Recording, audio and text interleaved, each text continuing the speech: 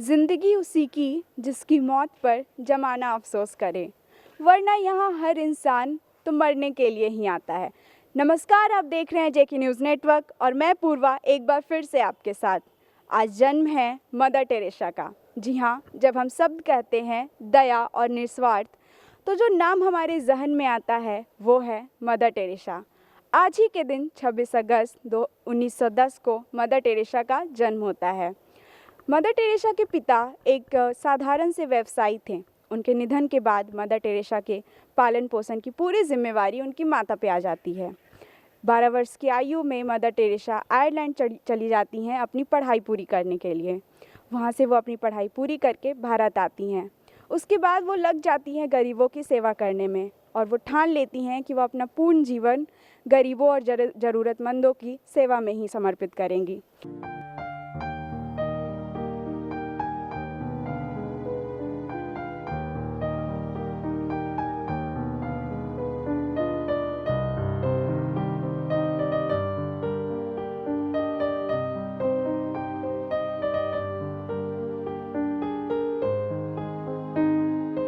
तो इस वक्त हमारे साथ मौजूद हैं सेंट जेवियर्स कॉलेज के principal father doctor Emmanuel Barla. तो फादर, आप हमें बताएंगे कि मदर टेरेसा का जो जीवनी है वो आपको कैसे इंस्पायर करता है, उनका जो रोल है वो आपके लाइफ में क्या पार्ट प्ले करता है? मुझे उससे बहुत प्रेरणा मिलती है। लोरेटो कॉन्वेंट की सिस्टर थी, बड़े शक्तिशाली और धनवानों को पढ़ाया करती थी, लेकिन उससे संतुष्ट नहीं थी और वो एक नई बुलाहट की खोज में थी।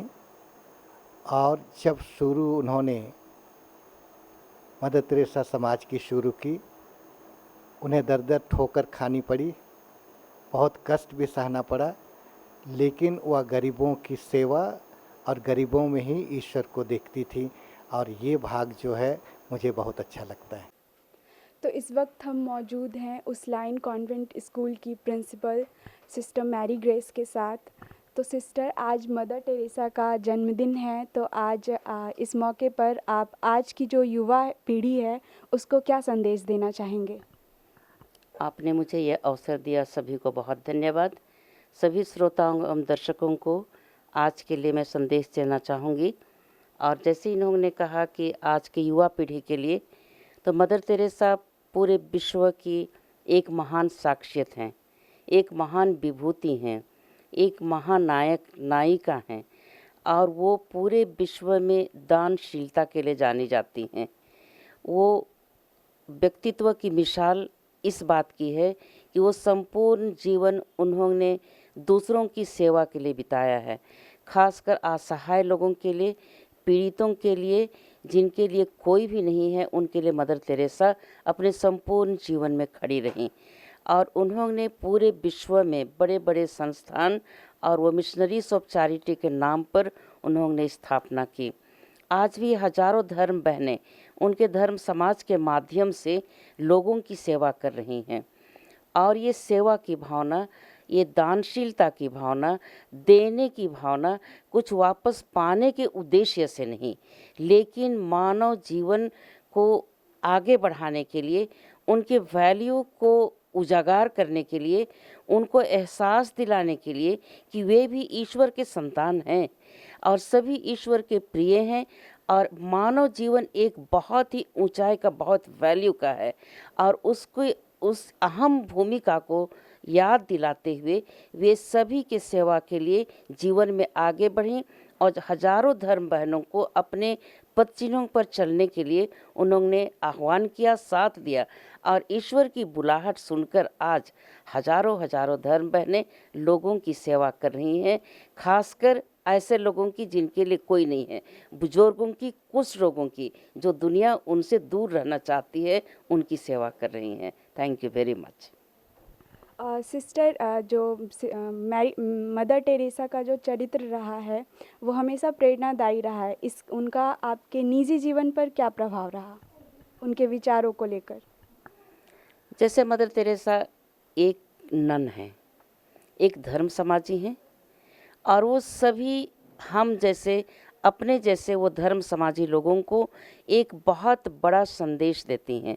वो अपने जीवन के इस कंफर्ट जोन से ऊपर उठकर वो हमेशा ही दूसरों के लिए जीवन बिताई हैं। उनका जीवन पूर्ण रूपेण समर्पित जीवन है। अपने स्वार्थ के लिए उनके जीवन में स्थान नहीं है। हमेशा ही दूसरों के लिए वो समय, दूसरों के लिए उनकी सेवा, दूसरों के लिए उनका उदार दिल, दूसरों के लिए गरीब, दुखी, असहाय उनके जीवन में स्थान पाते थे।